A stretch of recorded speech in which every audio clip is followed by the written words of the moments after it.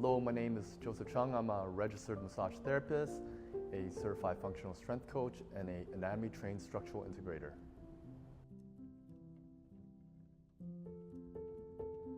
So what initially drew me to the health and fitness industry was chronic back pain. So in my early 20s, I had chronic back pain that probably stemmed from lifting something really heavy in my early teens. And then in my early 20s, I had to sit a lot for work, sit a lot for school, and then I was doing martial arts at that time that required me to do a lot of rotational type of movements, and my back would flare up. And because of that, my teacher at that time that was teaching me martial arts told me to go to Chinatown to look for a Chinese bone setter. Yeah, so he said, hey, the Chinese bone setter will help you out, and he should be able to help fix your back. So I went to see the Chinese bone setter in Chinatown. I was a little bit skeptical at that time. My knowledge of anatomy was pretty low. I thought he was going to break my back or something. But I went anyways. I went to his house. I was actually at his house. I walked into his house. He was across the hallway in his kitchen. He was a 85-year-old Chinese grandpa, right? And he waved his hand. He said, hey, come over here, come over here. So I walked across the hallway into the kitchen, and I was telling him about my back, and he told me to pull my pants down and turn around and sit on the stool. So I turned around and I sat on the stool, and he started working on my back, and it hurt quite a bit. But then, after he finished working on it, he put a black herbal paste on it, and I stood up, and the pain that I was feeling for, I guess, a couple of years, it was totally gone, and I was amazed by the experience. And after 4 to 5 more sessions, my back was pretty much fixed. And from that, I was like, hey, I would really like to learn Chinese bone setting. But he was 85, he was very traditional, he didn't want to teach anybody, so I just went back to school and finished up my accounting degree and went into the accounting force. But that sparked my interest in hands-on manual therapy. So later on, when my dad passed away when I was 30, my dad passed away because he had cancer.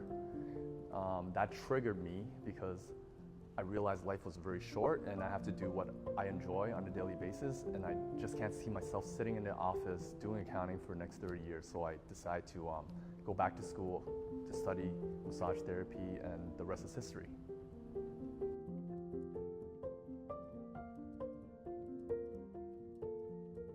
I think the most challenging part was actually convincing my wife, Jessie, at that time that I was going to quit my job and go become a massage therapist, and we will have to sell our condo and move back in with my mom. So luckily she was very agreeable, and she actually wanted to leave her job too, and we both did it. So that was the most challenging part.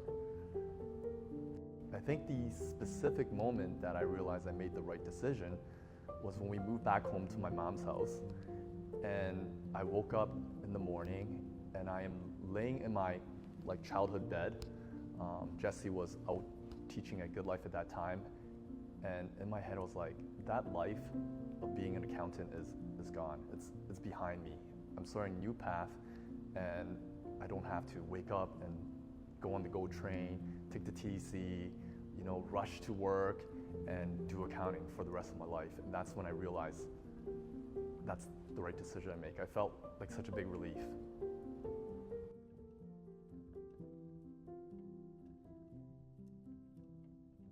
So I was a pretty active kid growing up. I swam a lot, played some sports, was never really big into sports. I liked martial arts a lot more, so I did a lot of Chinese martial arts back then. When I turned 16, 17, I started hitting the gym at the YMCA at Scarborough Town Center. So since then, I've been lifting weights till now. I stopped doing martial arts already, just too busy, so I just lift weights.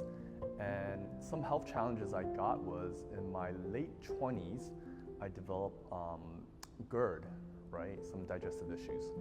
I think that's a combination of me going out late at night, partying, drinking a lot of alcohol, eating processed food, and then at the same time my dad was sick with cancer, so the emotional aspect and also the physical damage I was doing to myself was a little too much, and also doing a job that I didn't enjoy. So I developed GERD. I was diagnosed with it by going to the doctor, and I would feel very uneasy. Like I would eat something, I would feel really, really full. I would burp a lot. I was very gassy. I had a lot of discomfort around the middle of my chest. I had acid reflux, and I thought, hey, like, how do I get rid of this?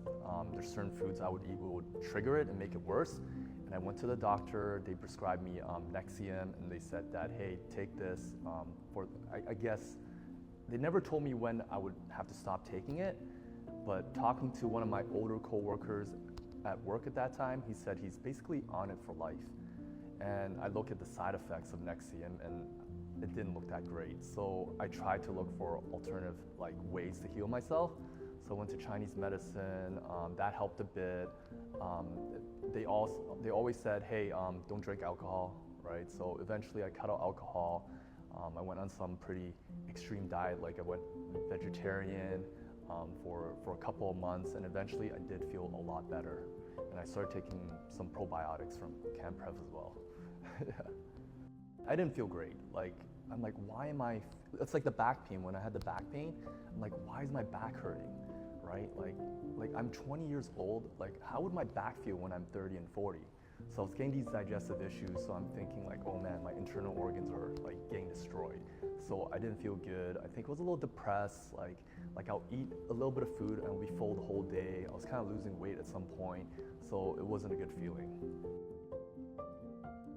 So after the initial going vegetarian for a bit, I got a lot better, but I did have relapses in the past 10 years, right, till now.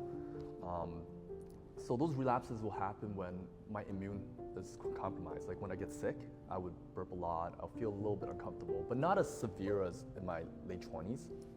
And also if I eat too much of food that I'm not supposed to eat, it will flare up as well. So what ended up happening was my dad had colon cancer at 50, so I had to get a colonoscopy at 40.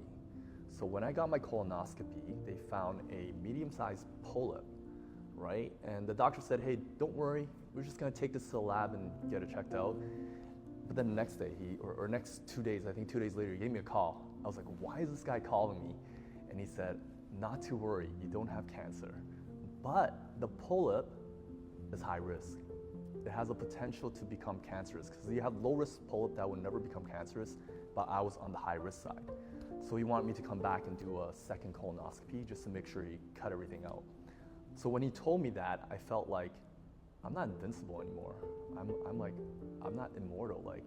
Like I can actually be like my dad when he turned 50 and have cancer. So I started looking at my lifestyle. I thought I was pretty healthy. I thought I ate enough vegetables and drank enough water. But then Jessie actually got a colonoscopy too. And she had a little tiny polyp, but then her polyp was non-cancerous, right? Or it was low risk. So I started looking at what she was doing with like my daughter Harley, like our daughter Harley, and she was actually eating a lot of fruits and vegetables throughout the day. So like she'll cut up all the fruits for both of them, they'll eat it while I'm working, and I would not be eating that. So I was only getting maybe 1 or 2 servings of fruits and vegetables a day. So after that, I started to eat a lot more fruits and vegetables, 5 to 6 servings, increased my water intake. She was drinking a lot of green tea. Green tea is anti-cancer as well, so I started drinking a lot of green tea. And by increasing the fruits and vegetables in my diet, my digestion feels amazing now.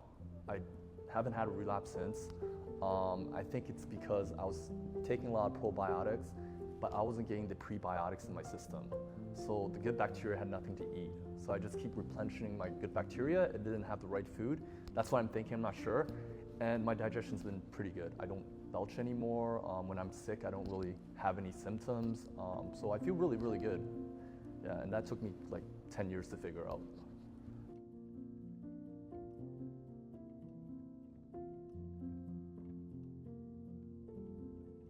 Before I turned 40, I felt like I'm invincible. I can hike all these mountains, I can carry my daughter and hike her, I'm healthy, right? But then after I got my colonoscopy, I felt vulnerable, right? So I'm like, man, I'm getting old. It's getting real. I could potentially end up like my dad at 50 if I never got this colonoscopy, right? Because at the beginning I was trying to like, hey, I don't have to do this colonoscopy. I'll wait another year. I don't want anything going up my bum. You know what I'm saying? But then finally I was like, you know what? I actually need to do this, and I got it done. And I found out I had that polyp, and they removed it, and I went back again, and they checked it. Everything was cleared.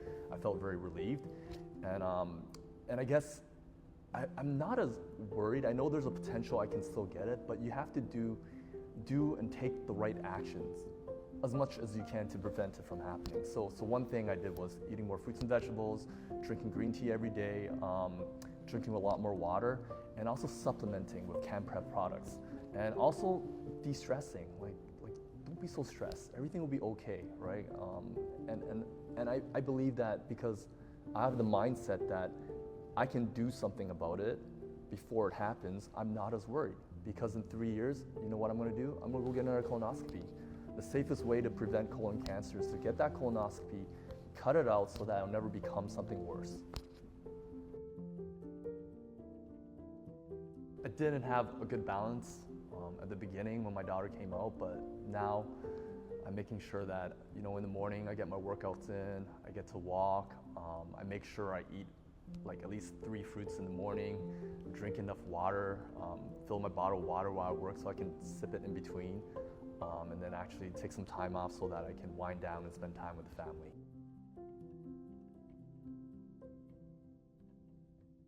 Walking my dog every day, working out 3 times a week, stretching at least a full mobility program at least once a week, and I think that's it.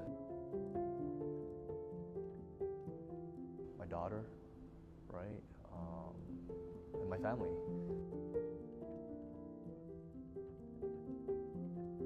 I guess just seeing people get better, right? Coming in, having a good time with them leaving off the table if they're like very fired up when they got on the table, like they're in their fight and flight mode. They leave the table and they feel like so relaxed, and they're rest and digest, and they get off the table and they continue on with their life, and they feel so much better. I think there is a sense of emotional connection, because if I have bad emotional energy while I'm treating my clients, they would probably not feel so good when they leave. So I have to have a good mental state in order to treat my clients, right? So if I feel good and I'm doing a good job, right, then my clients are gonna feel better. Being able to represent a brand, a Canadian brand specifically, that helps support other people's lives and make them healthier, I think that's really important. And yeah, I'm just proud to be part of Camp Prep. I use the products every day, and I'm glad that I can kind of educate on other people that I connect with, that hey, you can have this product and it can help improve your health. I think of it being a Canadian company that has high quality supplements and very trustworthy. I think being trustworthy is very important in the supplement space, and I think that's it. Being healthy, it's just being disease-free, I think. I actually wrote it down, being cancer-free, because my dad had cancer and he passed away at 60. My grandpa died at 62, and my dad's older brother passed away before 60 as well. So I just want to make sure I'm cancer-free and I can live past 60 and grow up with my family and see my daughter grow up.